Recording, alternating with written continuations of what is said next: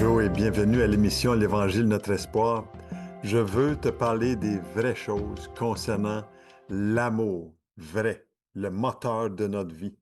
Est-ce que c'est possible de mal comprendre l'amour? Dieu a une définition bien à lui qui est différente de la nôtre concernant la bonne façon d'aimer. Il est Dieu amour. Il est celui qui mérite notre attention quand on parle de l'amour. Je ne vous parle pas d'un système, je vous parle d'une personne. L'apôtre Jean, qui était l'apôtre de l'amour, dans son épître, 1 Jean chapitre 4, verset 16, dit ceci, « Et nous avons connu l'amour que Dieu a pour nous et nous avons cru à cet amour. » Dieu est amour. Si quelqu'un vit dans l'amour, il vit en Dieu et Dieu vit en lui. Wow! Est-ce que tu vis aujourd'hui en lui pour comprendre l'amour que lui veut nous faire connaître, veut te faire connaître? Sur qui t'appuies-tu quand tu vis des blessures relationnelles, trahison, rejet, ou peu importe ce que tu peux vivre dans ce monde, le jour vient que oui, on en vit toutes sortes d'épreuves. Mais sur qui t'appuies-tu pour avancer, pour être restauré, pour cheminer, pour améliorer tes relations? Si tu veux que les défis de ta vie soient bien entrepris, l'amour vrai, l'amour de Dieu devrait être le moteur de ta vie. Et je vais t'expliquer aujourd'hui. On va regarder aujourd'hui l'importance de la longueur de l'amour de Dieu. L'apôtre Paul dit dans son épître d'Éphésiens, dans chapitre 3, versets 17, 18 et 19, que nous pouvons comprendre, vraiment, nous pouvons comprendre quelle est la largeur, la longueur, la hauteur et la profondeur et connaître l'amour de Christ. On avait remarqué dans les 2 dernières semaines que l'amour de Christ est assez large concernant le pire des lépreux qui, lui, n'osait même pas avoir une personne à 100 mètres de lui et il n'avait même pas droit à l'amour, le toucher des gens autour de lui, mais Jésus est venu purifier, guérir ce lépreux. La femme dans Jean chapitre 8, qui a été pris en flagrant délit d'adultère, méritait la lapidation, mais Jésus, lui, dans son amour et sa patience, il ne l'a pas condamné dans sa situation personnelle. Il est clair que cette femme méritait une punition, mais les pharisiens n'avaient pas la bonne solution.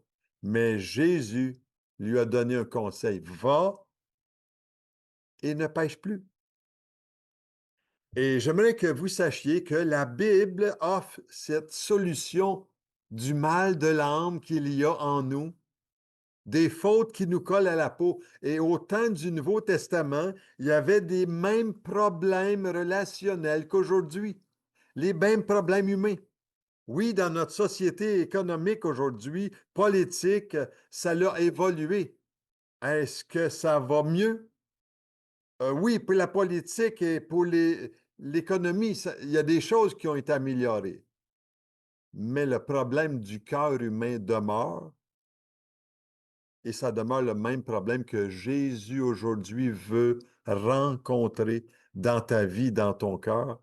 La seule chose qui change, c'est la technologie, la façon de communiquer et la façon dont on a des relations avec les gens autour de nous. Mais Jésus est venu pour guérir et délivrer. Et ce n'est pas étonnant que l'apôtre Paul, lui, qui avait rencontré toutes sortes de circonstances, de problèmes humains sur le chemin de la mission, sur ses voyages, il cherche à connaître l'amour de Christ dans toute sa largeur, sa longueur, sa profondeur et sa hauteur. Et il veut faire connaître la puissance qu'il y a dans l'amour de Christ pour les gens qui veulent entendre. Et je crois fortement aujourd'hui que Dieu veut répandre sur vous la richesse de sa grâce. Il veut faire un dépôt dans ta vie aujourd'hui pour que tu puisses être fortifié dans ton esprit, dans ton fort intérieur, par ce que Dieu, lui, peut faire.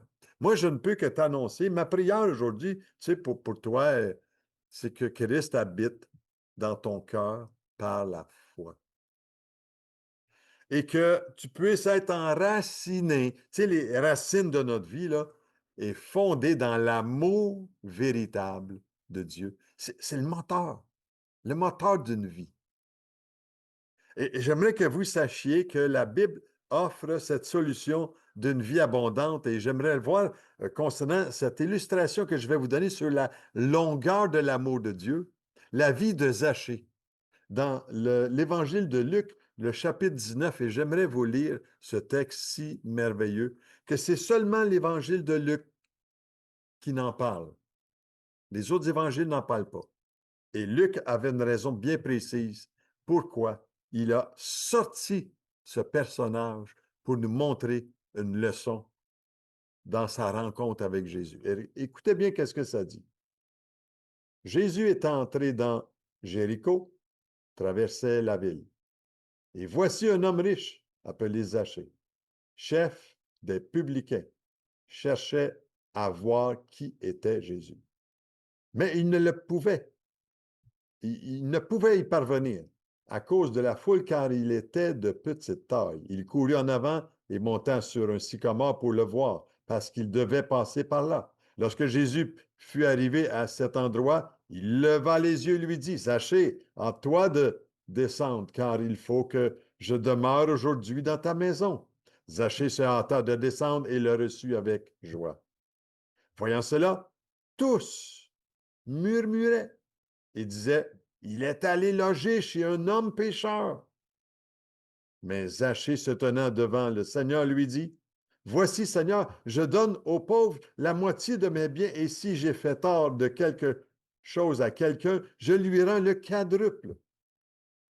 Jésus lui dit, le salut est entré aujourd'hui dans cette maison parce que celui-ci est aussi fils d'Abraham, car le Fils de l'homme est venu chercher et sauver ce qui était perdu. Quelle histoire extraordinaire de la vie d'un publicain riche, réputé dans le peuple d'Israël à l'époque de Jésus. Et vous savez, son bureau était à Jéricho et c'était l'un des lieux les plus visités du pays. Parce que Jéricho se trouvait au carrefour de la route principale pour le commerce du nord et du nord au sud, et entre la Syrie et l'Égypte actuelle. Et la route est-ouest des pèlerins en route pouvait aller vers Jérusalem à peu près à 30 kilomètres de distance. Et tous passaient par Jéricho. Mais personne n'y passait sans rendre visite au bureau de Monsieur le grand publicain Zachée, le chef des publicains, même s'il était petite taille. Et son bureau était comme un bureau d'impôt, si vous voulez, aujourd'hui, un bureau de douane, un poste de péage, si on veut.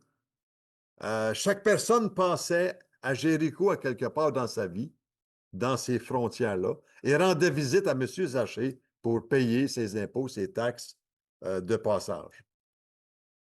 Et sa popularité était mise en doute parce que, vous savez, les fonctionnaires des impôts, euh, si on regarde aujourd'hui, c'est pas une personne qui a une grande réputation ou appréciée de la population parce qu'il travaille pour le gouvernement, même si on a des bons euh, principes de gouvernement aujourd'hui.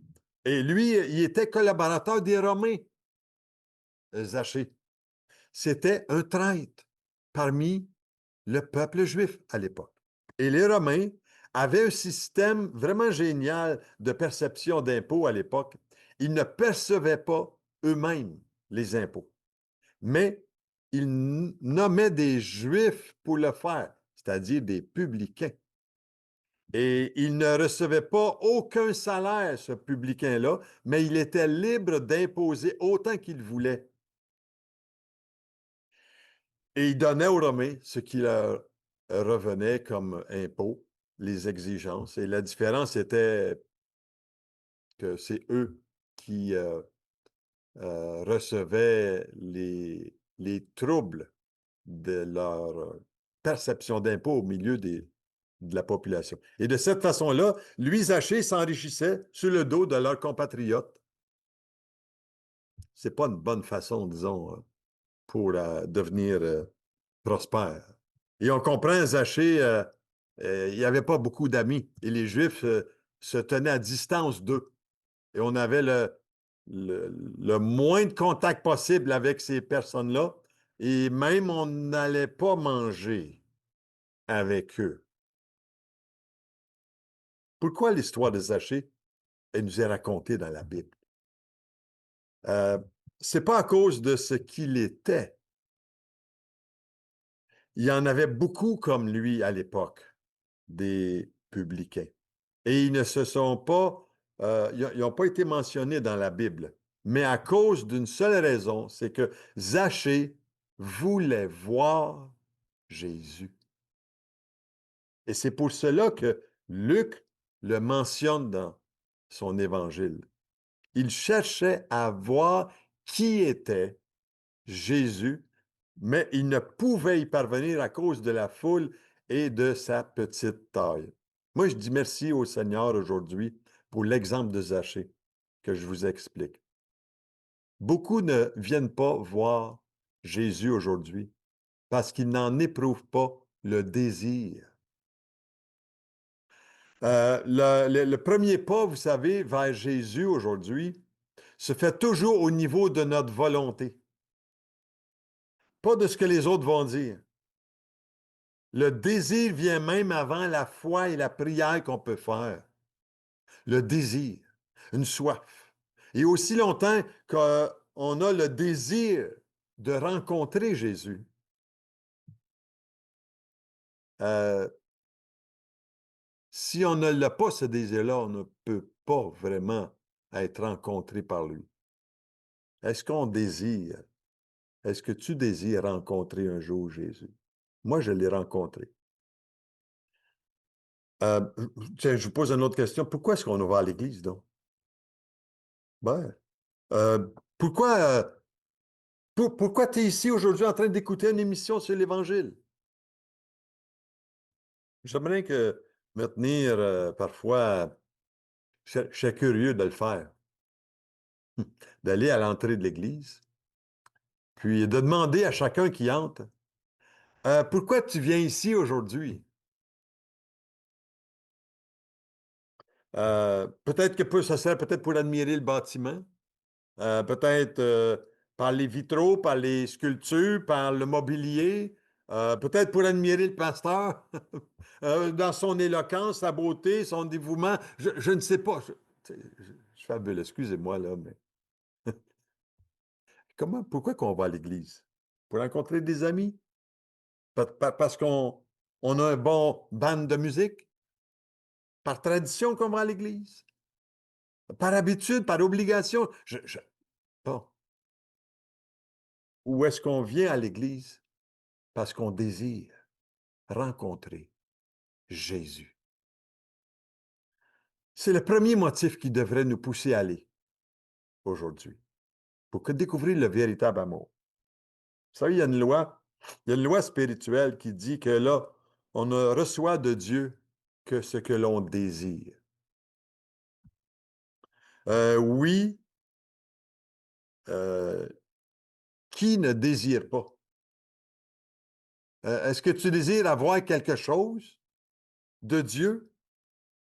Euh, il y a quelqu'un qui dit, qui ne désire rien n'aura rien, mais celui qui désire rencontrer Dieu ne sera pas déçu. Et Zachée avait un obstacle pour voir Jésus. Dans son, son cheminement, Zachée voulait voir Jésus, puis Mais il ne le pouvait pas, il était trop petit de taille et sa taille l'empêchait de voir Jésus. Est-ce que notre taille, est-ce que nous empêche de voir Jésus? Est-ce que, on se sent peut-être petit à l'intérieur, inférieur à quelqu'un, indigne, faible? Quels sont notre état intérieur aujourd'hui? Zachée était bien trop petit, lui, mais il n'allait pas permettre à sa taille de l'empêcher de voir Jésus. Et est-ce qu'il y a des obstacles qui empêchent de voir Jésus aujourd'hui dans ta vie? Ce que les autres vont dire? Qu'est-ce qui nous empêche d'aller à lui aujourd'hui? Ah, peut-être que tu dis, ben, moi, je ne suis pas capable de comprendre ces choses-là. Vous savez, quand j'explique les Écritures, je veux que les gens comprennent l'amour de Dieu. Mais il faut être patient. Il faut être patient, puis écouter, écouter et surmonter parfois des obstacles. Euh, Est-ce qu'on permet à nos circonstances de pouvoir expérimenter l'amour de Dieu dans nos relations? Ou est-ce qu'on laisse nos circonstances déterminer ce qui nous arrive? Il doit y avoir une décision à quelque part. Et nous devons faire un choix. Et ce choix devrait être clair si nous voulons vivre des victoires dans nos circonstances de vie. Un choix personnel. Et Zachée voulait voir Jésus à tout prix. Et il a trouvé le moyen de vaincre ces obstacles-là. Et quand il y a de l'ardeur dans notre vie, on trouve toujours une solution. Tu veux voir Jésus? Cherche-le. Laisse faire les obstacles. Passe au-dessus de ces obstacles-là. Et il a couru en avant, nous dit le verset 4, et va monter sur un sycomore pour le voir parce qu'il devait passer par là. Et vous savez, les sycomores, ces arbres dans ce temps-là, c'était des branches qui étaient très, très longues.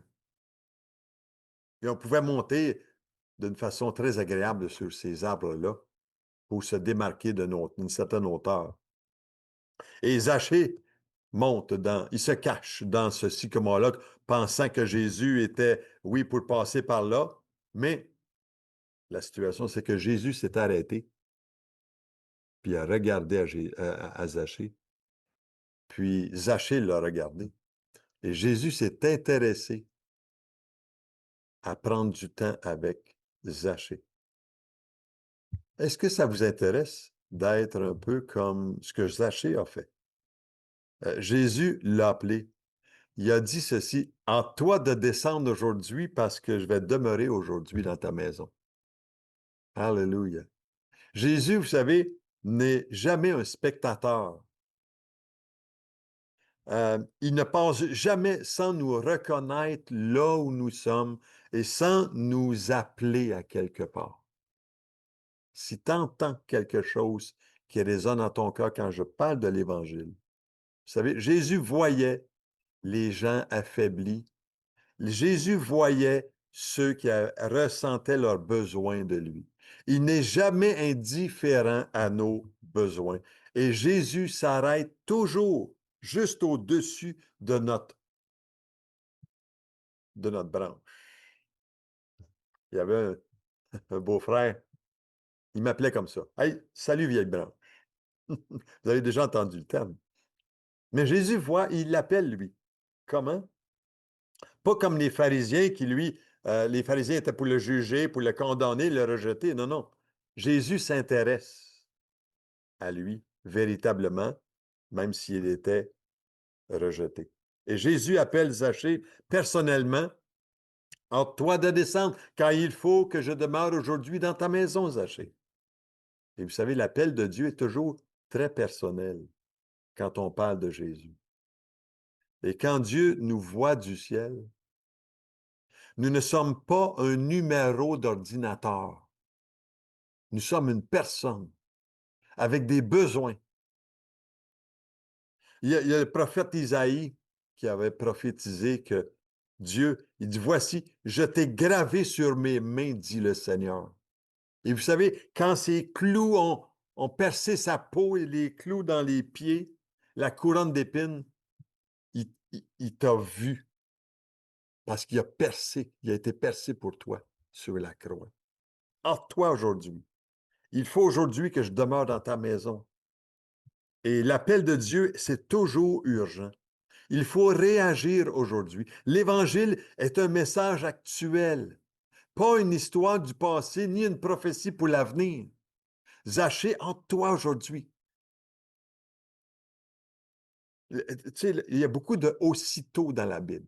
Aussitôt, ils laissèrent le filet, ils l'ont suivi. Aussitôt, ils ont été purifiés de leur lèpre. Aussitôt, Jésus les a donné la vue. Aussitôt, ses oreilles se sont mises à ouvrir puis à entendre et à pouvoir parler.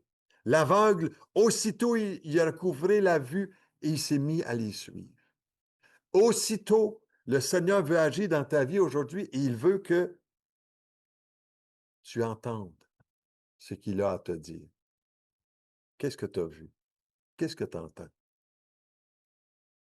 Jésus qui passe, qui n'avait pas d'argent pour Zachée, mais il l'appelle, lui qui est un fonctionnaire riche, puis il va lui obéir.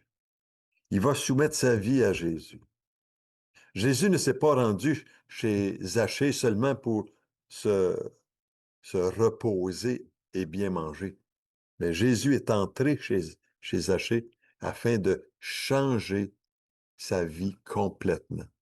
Le moteur de sa vie, les motifs de sa vie ont changé. Et celui qui n'avait pas vécu, celui qui avait vécu pour lui-même dans le temps, vit maintenant pour donner aux autres. Et en quadruple, imaginez-vous un fonctionnaire. Il avait quitté son égoïsme de penser à lui-même et ça a été remplacé par une libéralité. Et savez-vous que Jésus, quand il a rencontré Jésus, quand Zachée a rencontré Jésus, il n'a plus jamais été le même. Parce que Jésus était venu pour ceux, justement, qui reconnaissaient leurs besoins. Et ce qui est arrivé à Zachée peut nous arriver aujourd'hui encore si nous lui permettons. Est-ce qu'il y a un Zachée en toi aujourd'hui? Des gens qui vivent aujourd'hui ont tant besoin de l'amour de Christ pour régler, premièrement, on ne peut pas régler les problèmes des gens, mais Jésus veut régler nos problèmes. Quand on veut, on peut lui confier. Et l'amour de Jésus est assez large et assez long pour nous embrasser. Et le Seigneur, il veut te donner une dimension de l'amour que tu n'as pas connu. Il veut te révéler ça dans ton cœur. Et Jésus veut élargir ta dimension de l'amour que tu as connu jusqu'à ce jour. Il veut te rendre libre de toi-même et faire un dépôt. Est-ce que tu lui feras confiance aujourd'hui? Est-ce que tu regarderas, est-ce que tu auras un désir de vraiment là, de t'approcher de Jésus? Il te propose d'élargir et d'allonger les horizons de ta vie en aimant le Seigneur, lui qui t'a aimé le premier. Et vous et moi avons besoin de découvrir le véritable amour de Dieu. La semaine prochaine, la profondeur de son amour, le moteur de notre vie. Je prie pour toi, même si je ne prie pas à la caméra aujourd'hui. Je prie pour toi pour que le Seigneur puisse faire un dépôt dans ta vie. Écoute bien avec ton cœur ce chant, Christ seul me suffit, et tu comprendras davantage la longueur de l'amour de Dieu pour toi aujourd'hui. Soyez richement bénis.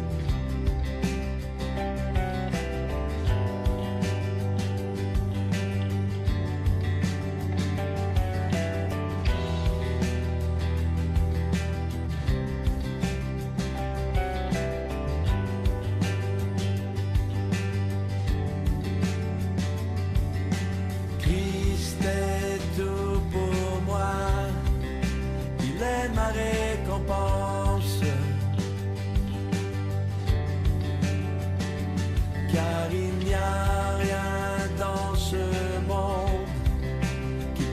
satisfaire.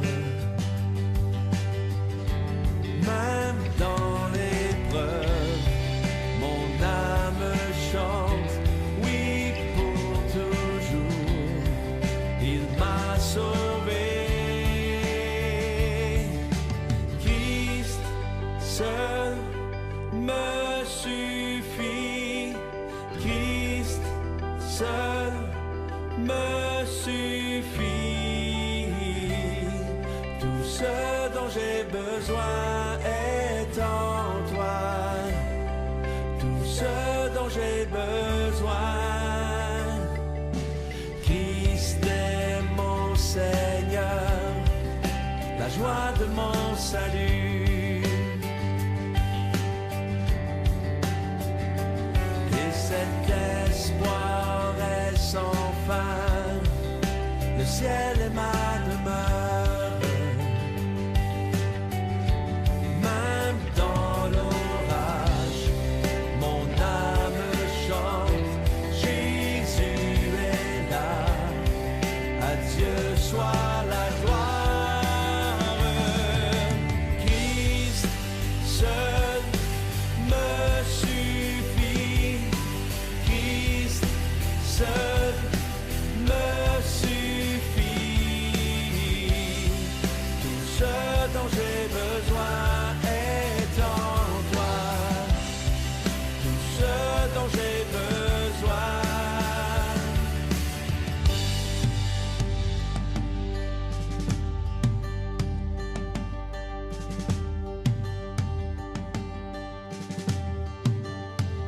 En mon cœur j'ai choisi de suivre Jésus.